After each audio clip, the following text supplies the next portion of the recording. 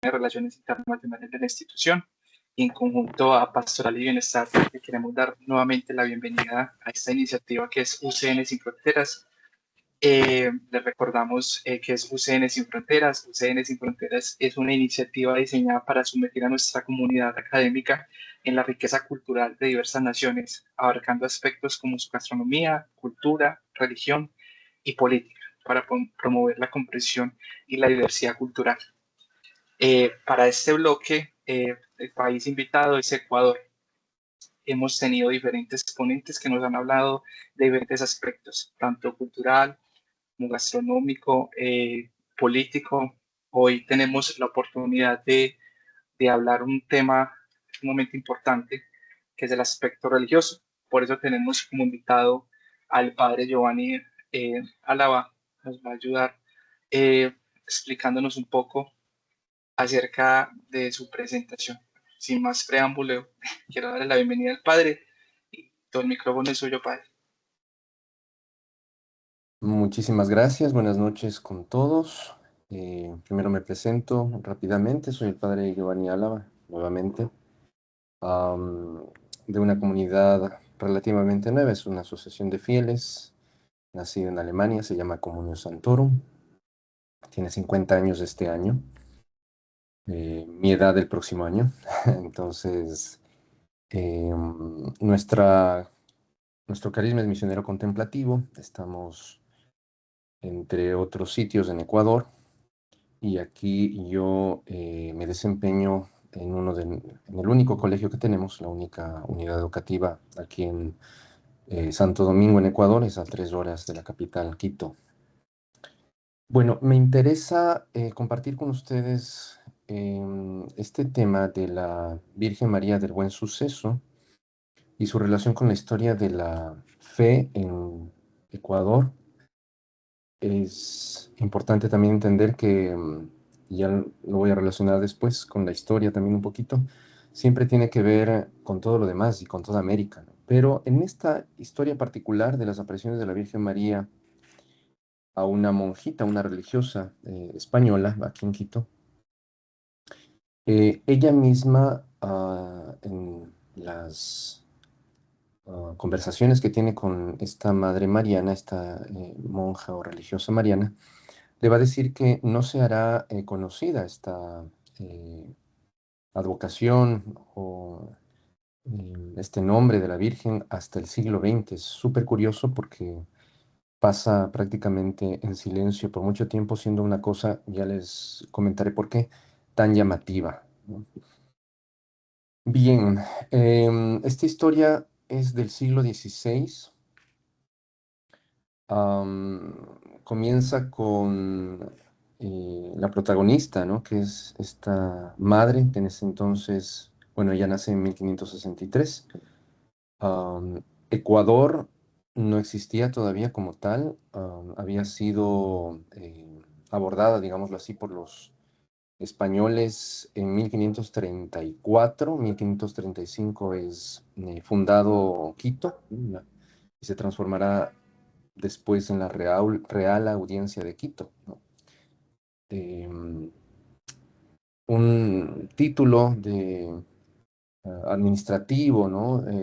Supeditado al Virreinato de Lima en aquel entonces, que tenía un carácter muy importante, ¿no? A nivel administrativo. En ese siglo, en el siglo XVI, en Quito comienzan a venir muy próximamente las comunidades religiosas. En todo el siglo XVI vendrán los franciscanos, mercedarios, dominicos, luego los jesuitas, y finalmente en el mismo siglo los concepcionistas, que es justamente esta comunidad de la que será parte la Madre Mariana de Jesús. Aquí en paréntesis, nosotros tenemos dos Marianas de Jesús.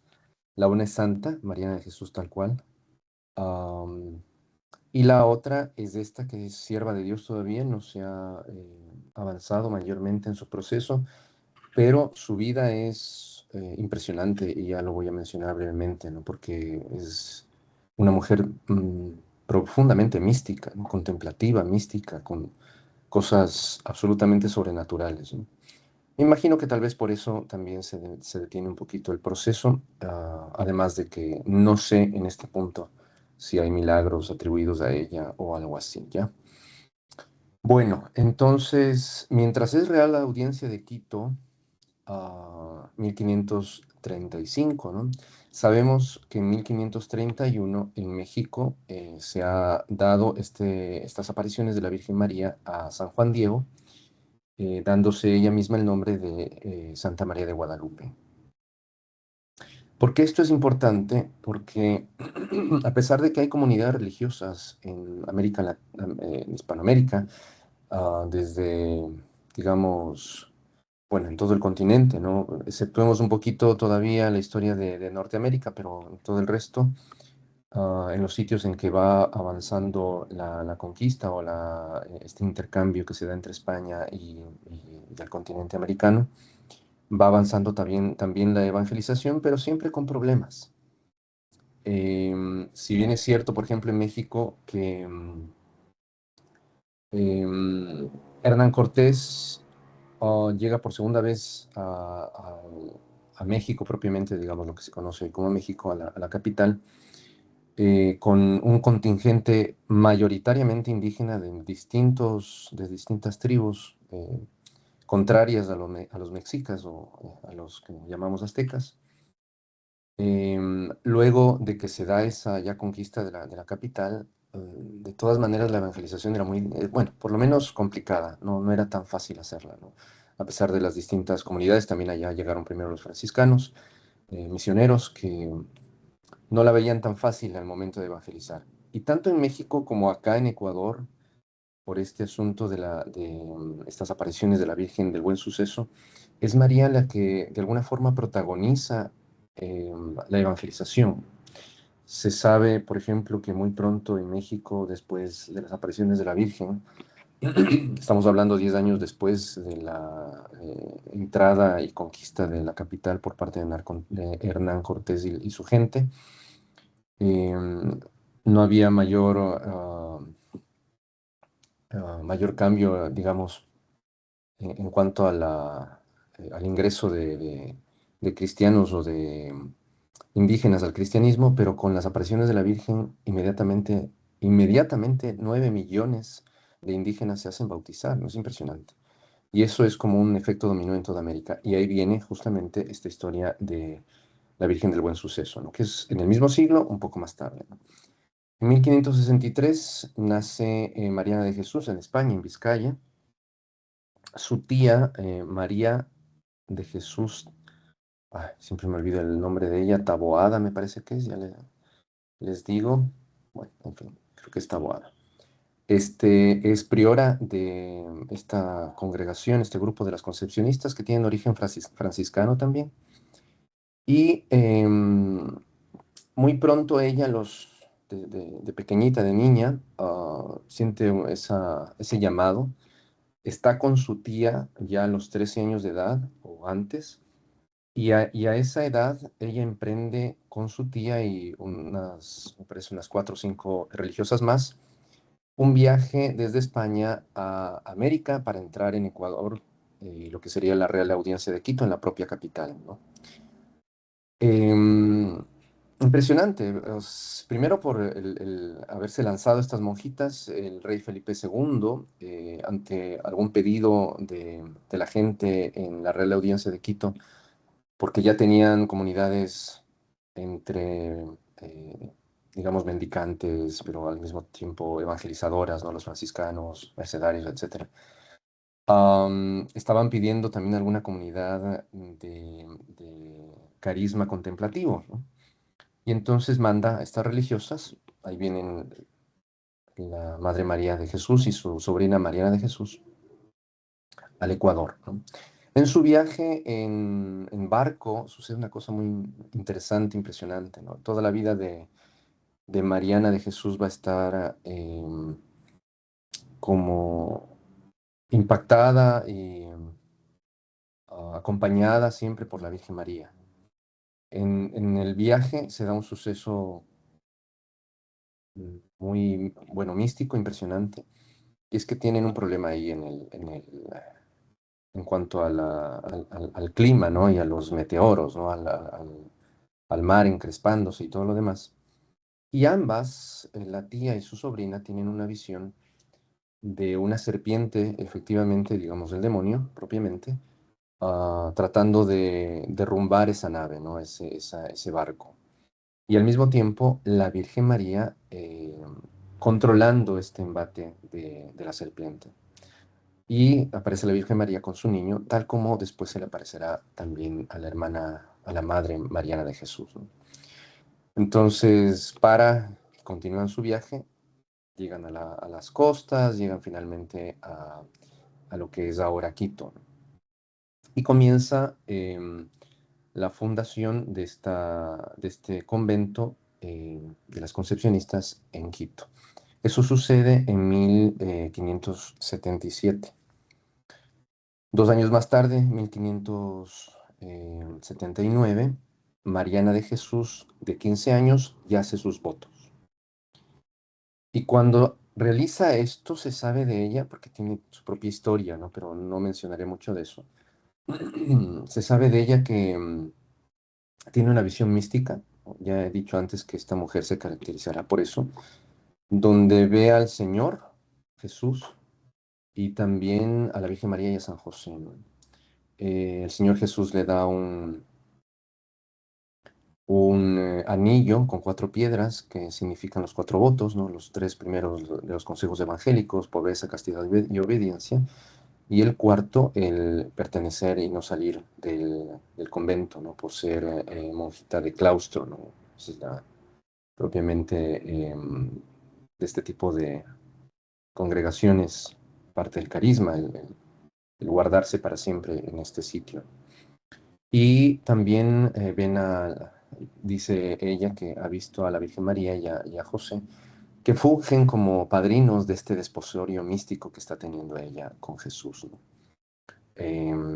No recuerdo qué le da a la Virgen María. José le da, bueno, ambos le dan, digamos, regalos también místicos que van a determinar lo que ella va a hacer, ¿no? Va a sufrir, y al mismo tiempo va a ser portadora de un mensaje muy, muy particular, ¿no? Eso, todo lo que les digo, yo me admiré mucho cuando preparando esto entré en el internet, en páginas respetables, verdaderamente. Hay mucha información sobre esto. Obviamente, si uno acá en el Ecuador va al convento de las monjitas concepcionistas, que todavía existe, dicho sea de paso, eh, se puede encontrar también con información, pero sobre todo en nuestras librerías. Hay una librería que se llama Librería Espiritual propiamente, donde hay mucha también información, si alguno viene por acá y quiere más al respecto, ¿no? Bien, entonces esta Madre Mariana va a tener su crecimiento como religiosa. Van a comenzar las apariciones de ella más tarde, en 1582, supuestamente comienzan las apariciones de la Virgen María. Y luego va a haber siempre una fecha como especial, más adelante, ya cuando ella es priora, en 1594, 2 de febrero, el Día de la Virgen de la Candelaria, como se la conoce también, ¿no? El día de la presentación del Niño Jesús en el templo, esta fiesta que se celebra en la iglesia.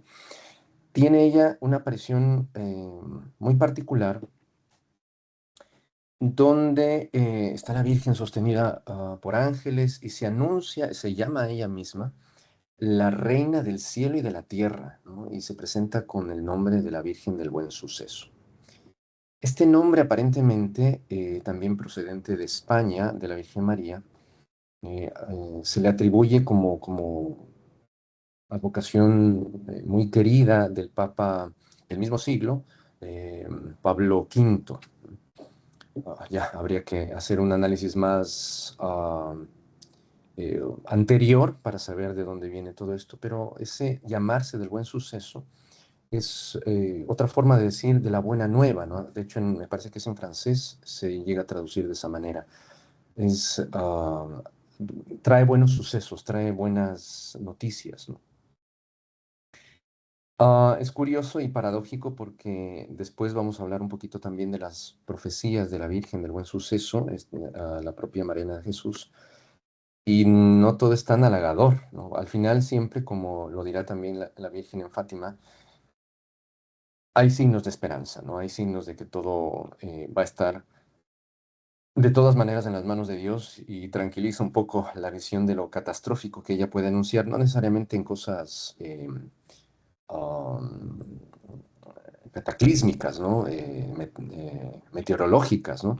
Sino más bien en el asunto de la fe. Bueno, ya vamos a hablar un poco más adelante acerca de eso, ¿no?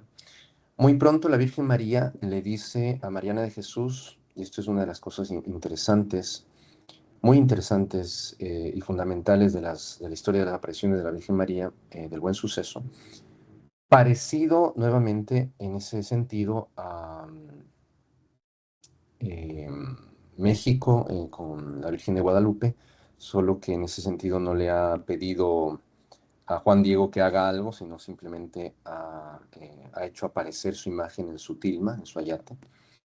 En este caso, la Virgen María le dice a Mariana de Jesús que haga una imagen de ella.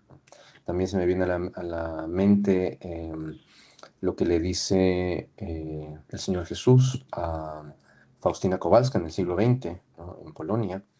También se le aparece varias veces y le llegará a decir que se pinte una imagen de él, ¿no? Es la famosa imagen de Jesús de la Misericordia, con dos rayos, uno blanco, uno rojo, saliendo de su pecho, ¿no? Y situaciones parecidas se dan en ese sentido porque Mariana de Jesús, y estamos hablando nuevamente siglo primero, siglo XVI, luego ya avanzamos al siglo XVII, que habiéndole dicho esto a finales del siglo XVI, ella no lo hace todavía. Ah, un poco se resiste, ¿no? Primero aduciendo que quién va a ser capaz de hacer semejante prodigio, de captar lo que ella misma está viendo en la belleza de la Virgen María. Y segundo, con la inquietud de que quizás esto podría suscitar alguna especie de idolatría en el pueblo, ¿no? Que está siendo evangelizado en ese tiempo. La Virgen le dirá que no tema nada de esto, escoge a una persona que va a ser quien realice la obra, ella misma, la Virgen María, es Fernando del Castillo. Es un hombre de probada fe y al mismo tiempo un gran artista. Y entonces ella cree que, mejor dicho, la Virgen María le dice que de esa manera ya no tiene que preocuparse. Y con respecto a lo de la idolatría, que será justamente lo contrario, ¿no? Que ayudará a profundizar en la evangelización que ya se está teniendo en esas tierras, ¿no? En la capital del Ecuador, que todavía no se entenderá de esa manera. Bueno, entonces es curioso esto porque, bueno, le dice que haga esta imagen, le da las características de la imagen, em, le dice que la haga del tamaño de ella y Mariana no sabe cómo tomarle la medida, ¿no? Entonces le dice a la Virgen María, a Mariana de Jesús, que con su cordón, el que usan y usaban también ellas para los franciscanos, y en este caso una comunidad derivada de ellos, para sujetarse el hábito, que se saque el cordón y con eso le mida, ¿no? De verdad, en esto la hermana Mariana con cierto escrúpulo dice, no, pero es que como eso significaba tocarla, ¿no? Y bueno, a la final llegan al acuerdo, la Virgen María diciendo, yo sujeto aquí en mi frente y tú coge el otro extremo y ponlo en mis pies, ¿no? Para que ya no me toque, como tratando de ayudarle a ese escrúpulo, ¿no? Ah, cuenta la misma Mariana que este cordón no alcanzaba los pies, pero la Virgen insiste en que lo lleve hasta los pies y se estira, ¿no? Es un prodigio en ese momento de medirla, pero el hecho curioso de medirla con su propio cordón, ¿no? Para medir la altura. Entonces ya con todas las características, después pedido el permiso a el obispo de aquel entonces, dado el permiso del obispo, se llama este señor Francisco, perdón, sí, Francisco del Castillo, y comienza a realizar la escultura, perdón, la talla, porque es en madera. La realiza todo lo demás del cuerpo y llega el momento del rostro y ahora es Francisco el que siente escrúpulo, ¿no? Y dice, o sea, esto es una situación muy difícil de lograr, ¿no? Tener que plasmar la belleza de la Virgen María en el rostro de esta talla, este arte que está realizando. Ora mucho este hombre, ¿no? La Virgen ya le ha dicho que él lo tiene que hacer a la Madre Mariana. Bueno, él para prepararse a hacerlo el rostro, comienza ya un pequeño boceto o principio en el rostro de lo que será finalmente la Virgen María, pero dice, bueno, para y se va a ver unos tintes apropiados para después de que termine la talla poderla acabar con la pintura más adecuada, ¿no? Y sale de la ciudad. Y entonces viene el prodigio de esta imagen que recuerdo también otros tantos que se han dado en la historia de la iglesia. Y se cuenta la misma Madre Mariana, que en algún momento van las religiosas a hacer sus oraciones, a cantar, me imagino, los salmos de las primeras oraciones de la mañana, y encuentran, perdón, realmente creo que iban a cantar alguna canción mariana, creo que era algo así, ¿no? Pero escuchan cantando a los ángeles. Tiene la Madre Mariana una visión en el Santísimo Sacramento de la Trinidad y desde ahí Dios comandando a los ángeles, a los arcángeles, a los tres arcángeles, Miguel, Gabriel y Rafael, ir a terminar el rostro de esta imagen y lo hacen. La imagen de la Virgen María del Buen Suceso, que está en el convento de las Madres Concepcionistas en la capital del Ecuador, en Quito, es terminado por los ángeles. Tiene el rostro terminado por los ángeles, ¿no? Tallado y pintado de una forma muy particular, muy hermosa. Aparentemente al final también interviene porque era el Padre Espiritual